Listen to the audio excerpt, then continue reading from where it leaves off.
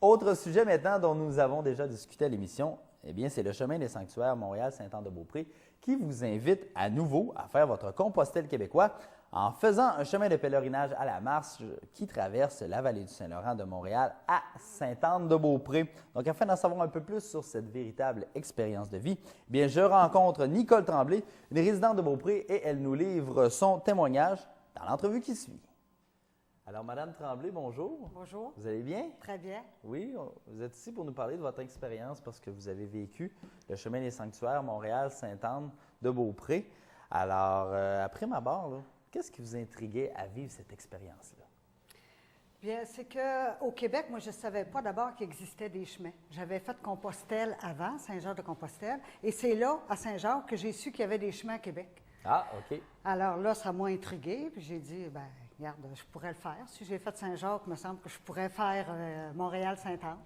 OK. Fait que c'est l'idée, là. Puis ça m'a été suggéré aussi lors du 10e anniversaire. J'ai travaillé sur le comité du 10e anniversaire du chemin Montréal-Sainte-Anne. OK. Et là, bon, on m'a expliqué le chemin, puis on m'a expliqué là, comment ça se faisait. Donc là, ça m'intéressait beaucoup plus là, de le faire. Alors, en 2009, j'ai tenté l'expérience. Avant de faire le chemin en tant que tel, j'imagine qu'il y a une grosse préparation. Bien, il y a une bonne préparation. D'abord, une préparation physique. On ne s'improvise pas marcheur du jour au lendemain. Il faut marcher régulièrement quelques mois auparavant. OK. Puis ceux qui marchent, c'est pas nécessaire de faire des longues distances, mais régulièrement, à tous les jours ou aux 2 jours. Habituer les jambes, là. Habituer les jambes, c'est ça, à marcher. Puis après ça, bien, les longues distances, ça vient. Il faut développer de l'endurance. C'est ça le but, puis l'objectif, c'est de développer de l'endurance, parce que là, on marche à tous les jours pendant 18 jours, donc c'est ça. Donc, la préparation physique est importante. Il y a l'équipement aussi. Oui. Alors, il faut avoir un bon équipement. Ça, il y a assez de magasins à Québec de sport pour nous conseiller. Et même le comité du chemin des sanctuaires nous envoie là, des recommandations sur le type d'équipement. Alors, ça, avoir un bon équipement, c'est important aussi, parce que quand il pleut quelques jours, là, faut s'assurer qu'on n'est pas trempe quand on arrive, là, parce que ça, c'est plus désagréable. Quand on est bien équipé, on arrive, puis il n'y a pas de problème. Puis on peut marcher à la pluie, puis ça fait aussi bien que quand il fait beau. Donc ça, cette préparation-là, c'est importante aussi. Il y a aussi la préparation psychologique. Oui. Savoir pourquoi qu'on fait ce chemin-là. C'est quoi notre objectif à nous? Il y a beaucoup d'objectifs. Ça peut être un défi physique. Ça peut être à la recherche de soi. Ça peut... toutes les raisons sont bonnes pour faire le chemin. Mais il faut se poser la question avant, puis vérifier nos attentes pour ne pas trop être déçu du chemin, puis être prêt aussi à accepter les conditions qu'on va retrouver sur le chemin. OK. Donc, on n'est pas... tu sais, on est gâtés, là, chez nous, on a tout ce qu'il nous faut, mais sur le chemin, il faut se dire qu'il faut s'adapter à ce qu'on va retrouver sur le chemin. Puis dire, c'est ça qu'on vit aujourd'hui, c'est ça qu'on vit aujourd'hui. C'est ça. Il est important de connaître les motifs qui nous motivent à entreprendre cette marche-là. C'est ce que vous avez écrit dans le témoignage que j'ai lu avant qu'on fasse l'entrevue. Vous, c'était quoi vos motifs? Bien, il y a des motifs personnels, évidemment, bien sûr, mais grosso modo... c'était un motif de curiosité. Parce qu'après avoir fait Saint-Jacques, où là, j'avais vécu vraiment un pèlerinage là, intérieur et tout ça, là, je me disais, comment ça peut se vivre Montréal-Sainte-Anne? Puis je voulais le comparer un peu à Saint-Jacques. OK. Donc, c'était plus curiosité. Il y avait un défi de curiosité. Avant qu'on tombe sur vraiment votre expérience du chemin Montréal-Sainte-Anne, comment vous avez vécu celle à Saint-Jacques-de-Compostelle en Espagne? Parce que c'est quand même reconnu. Comment vous avez vécu ça? Ah, ça a été extraordinaire.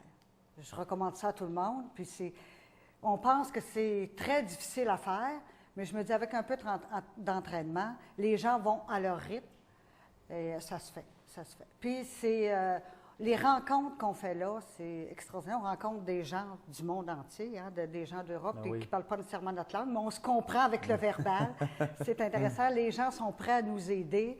Les paysages, c'est extraordinaire. On traverse les Pyrénées, hein, les côtes, les paysages, là, c'est très, très beau. Et le nord de l'Espagne, bien, c'est très, très vieux. Donc, on recule quasiment à 100 ans en arrière. Les maisons, là, c'est vieux, puis donc l'architecture, c'est toute beauté, c'est très, très différent de nous. Et là, moi, si je n'avais pas été par la suite à Madrid, j'aurais dit, bien, l'Espagne, c'est donc bien vieux.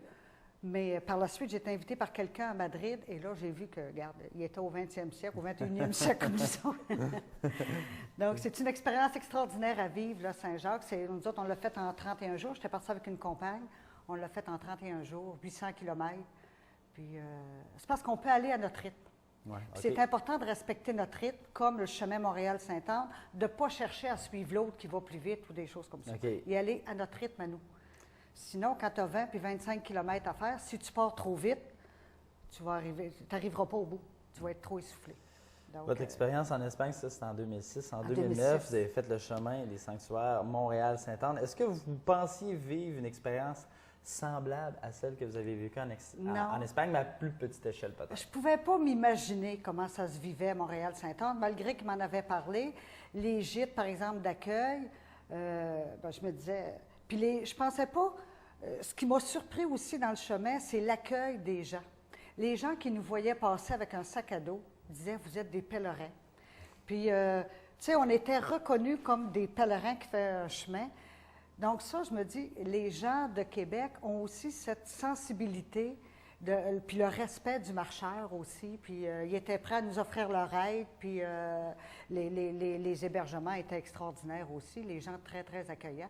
Puis il y avait un respect, c'est ça que j'ai trouvé, là, puis c'était semblable à Saint-Jacques-de-Compostelle, donc le respect des gens qu'on rencontre, puis des gîtes, là, c'est très, très bien.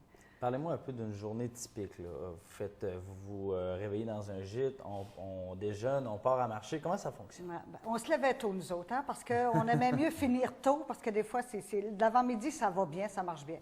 Donc, on se levait vers 5h30 et on déjeunait, puis on partait vers 6h. Et on marchait, puis on se reposait. Ce qui est important, c'est qu'au moins, aux 2 heures, on arrête pour se reposer, prendre une collation. Alors moi, j'étais dans le groupe et il m'agaçait parce que moi, je mangeais, je faisais attention. Il ne faut pas attendre d'avoir faim ou d'avoir soif. Il faut toujours prévenir avant. Donc, on arrêtait aux 2 heures. On avait toujours une collation. On avait quelque chose dans notre sac. On mangeait, on buvait. Ça, on buvait régulièrement. Et puis, on se reposait un peu les pieds. Des fois, on se déchaussait. Ça fait toujours du bien de laisser respirer nos pieds. Et on repartait. Et ça ne nous empêche pas de regarder aussi la nature. S'il y a quelque chose d'intéressant, on arrête et tout ça. Et on faisait ça aux 2 heures. On mangeait vers 11h30 midi. Souvent, dans le chemin de Saint-Jacques-de-Compostelle, souvent le déjeuner est offert par l'hébergement. OK. Et le midi, on a notre lunch. Donc, il y a souvent des épiceries sur notre chemin. Donc, on s'achète de quoi là, pour dîner. Il y a souvent des mets préparés aussi. Il y en a de plus en plus dans les épiceries. Fait que c'est ça, on mange, on fait un lunch pour le dîner. Et on termine habituellement vers 2h30. 3 heures, tout dépendant de la vitesse des marcheurs, mais nous, on était, regarde, on y allait à un rythme un rythme 3 km/h, donc c'est pas trop essoufflant, parce qu'on a un bagage, hein, on a 15 livres sur le dos, là, de plus, là, notre sac à dos, tout le temps à traîner toute la journée, là. Ça, il faut y penser, parce que quand on marche sans rien, là, ça va bien, mais mettre un sac à dos, là, à un moment donné, à la fin de la journée, le sac à dos commence à nous faire mal aux épaules un peu. Là. Et justement, avez-vous trouvé l'expérience difficile d'avoir le gros sac à dos puis de marcher sans arrêt comme ça pendant, 10 jours? Environ? 18 jours. C'est 18 jours. Montréal-Sainte-Anne, c'est 18 jours. Bien, je l'avais fait à Saint-Jacques et c'est important d'avoir un bon sac à dos. Un sac à dos qui s'adapte à nous autres. Qui nous colle au... Qui épouse la forme de notre corps. Qui épouse la forme de notre corps. Il faut être bien à l'aise, puis il faut l'essayer avant. Tu ne pars pas, tu ne l'emplis pas, puis te dire demain matin, je vais marcher. Il faut que tu le laissais avant. Non, mais on rit, mais il y a des gens qui font ça. Puis ils disent, c'est pas grave, je le mettrai, mon sac à dos. Mais quand tu arrives, là, puis ça ne fait pas. Puis la façon qu'on charge notre sac à dos, qu'on l'emplit, ça fait toute une différence aussi de balancer le poids. Puis quand il est bien installé, notre sac à dos, souvent, il porte à la ceinture. Hein. C'est la ceinture qui fait le poids, les hanches, plus que les épaules. Quand il est bien installé, ça ne nous fatigue pas trop. Mais après 20-22 km, il faut dire qu'on commence à être fatigué. Fait que là, la pesanteur se fait sentir. Mais on se dit, on pourrait-tu enlever quelque chose? Mais là, tu sais, ce qui est trop, là, on l'enlève. Parce que des fois, on se dit, on va emporter ça, on va emporter ça. Mais si on ne s'en sert pas, regarde, on le laisse là.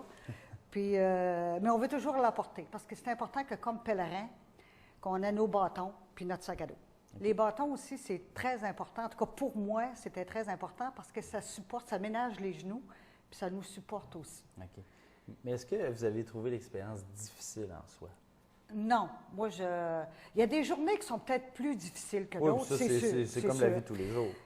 Ce que moi, j'ai trouvé difficile, c'est que c'est un chemin plat. Il n'y a pas de côte. OK. Donc, on marche toujours de la même façon. Donc, on n'a pas la chance de se reposer certains muscles. Moi, je suis habituée dans les côtes. Hein, sur la côte de Beaupré, on a beaucoup de côtes. Oui. Donc, ça fait changement. Puis, il y a des gens qui vont dire, bien, écoute, s'il n'y a pas de côte, tant mieux, moi, j'y vais.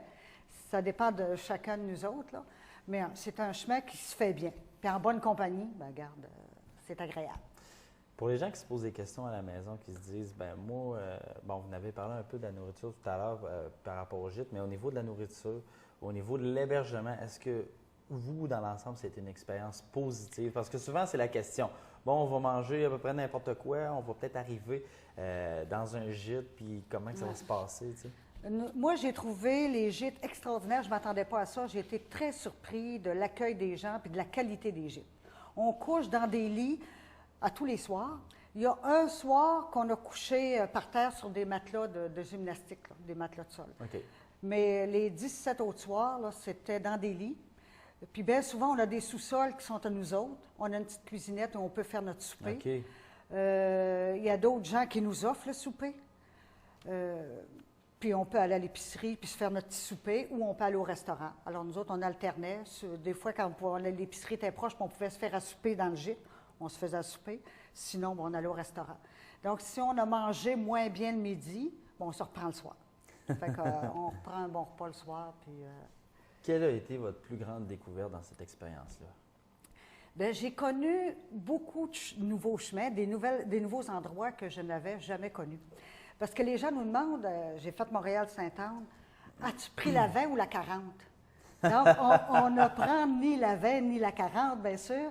On est sur la 132, un bout jusqu'à Nicolette, puis 138, mais très, très peu, parce qu'ils nous font découvrir des villages qui sont en arrière, comme Saint-Ours, que je n'avais jamais vu, Saint-François-du-Lac, Massouville, je ne savais pas que ça existait, des places comme ça, Baie-du-Fèvre. Donc, ça nous fait découvrir, on marche dans des terres, et ça nous fait découvrir des places merveilleuses. Ça nous fait connaître notre Québec qu'on ne connaît pas, hein, parce que quand on monte à Montréal, on prend la 20 ou la 40, hein, Oui, puis ça, on voit à peu près rien. Donc là, ça nous fait prendre, puis quand on arrive sur la 138, bien, on va à Saint-Alban, Cap-Santé, Pont-Rouge. Alors, ça nous fait découvrir nos places du Québec. Alors ça, j'ai trouvé ça très, très bien. Vous avez dit dans le document que j'ai lu, on ne revient jamais comme au départ. Ça vous a transformé? Oui, oui, oui. Tous les chemins nous transforment parce que c'est sûr qu'on part 4, là, comme dans le chemin des sanctuaires, on part 4, on jase, tu sais, le matin, on part, puis... Mais à un moment donné, il y a des moments de silence, veut pas, là. Donc, tu revois ton propre chemin. C'est-à-dire que tu revois ta vie, tu revois ce qui te fatigue. Les obstacles, les choses obstacles, comme ça. ces choses comme ça. C'est comme un chemin. Notre vie, dans le fond, c'est un chemin. Alors, ça nous permet de bien y réfléchir, puis de voir si on n'aurait pas des transformations à faire. Puis, donc, on revient, puis avec les gens qu'on connaît, avec l'expérience de chacune des journées. Donc, on revient changer, c'est sûr.